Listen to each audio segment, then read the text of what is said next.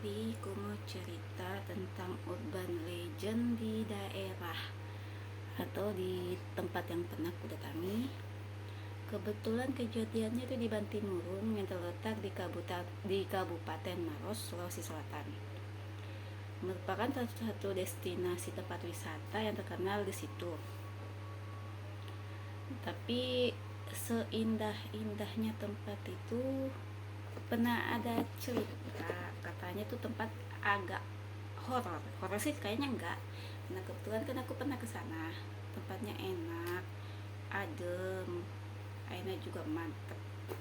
Tapi saat perpisahan salah satu teman SMA aku dulu, katanya ada yang menjadi korban. Kebetulan yang menjadi korban itu teman dekat juga. Sekolahku kan itu dalam satu lingkup sekolah itu ada SMK, SMA, aliyah sama MTS. Nah di situ kan SMK sama SMA itu berdekatan, jadi ya wajar lah ada teman di situ kan. Konon katanya di tempat itu sering ada tumbal katanya.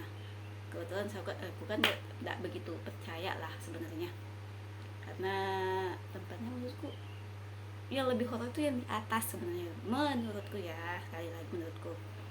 Tapi beberapa minggu kemudian aku mendapat cerita dari teman dekat namanya Nadia, bukan Nadia Umara ya.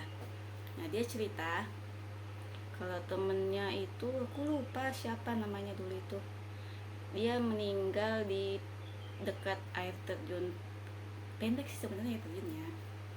Situ dia masuk ke dalam pusaran air di dalam, di bawah di situ kan. Terus dicoba pencarian, katanya sih ketemunya malam setelah seharian dicari itu pun ada bantuan dari pawangnya. Apa sih sebutannya itu kalau bantuan pakai bantuan supernatural atau sejenisnya itu. Nah itu pas ditemukan katanya pas mau diambil itu ada pusaran air ke bawah gitu yang nyoba narik, tapi berhasil diambil balik lah.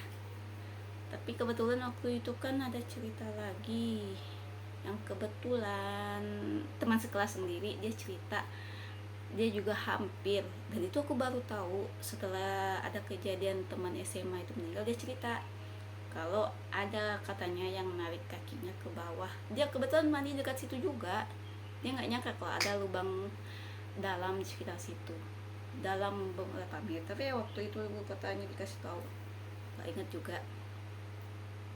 Nah pas dia cerita terus saat kakinya ditarik ke atas, dia apa ya, mungkin isi hatinya apa dia berdoa atau bagaimana itu, akhirnya dia bisa naik ke atas lagi. Tapi ada cerita lagi di balik itu. Dia cerita pas ditarik itu ada tangan yang narik dia lagi ke atas, padahal waktu itu saat kami mandi bareng-bareng nggak ada siapa-siapa di dekatnya. Lalu siapa yang narik? Lagian waktu itu dia mandi dekat situ ada aku juga kan, tapi aku duduk di pinggir, nggak mau mandi ke bawah soalnya nggak bawa baju salin kan nggak enak kalau nggak mandi gitu sebenarnya. Tapi ibu bilang jangan ikutan, jadi aku nggak ikutan kan.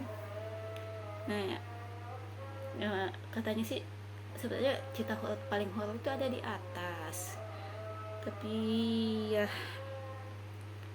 entah benar atau tidak kita juga nggak tahu kan. Soalnya tempat itu juga udah terkenal sekali.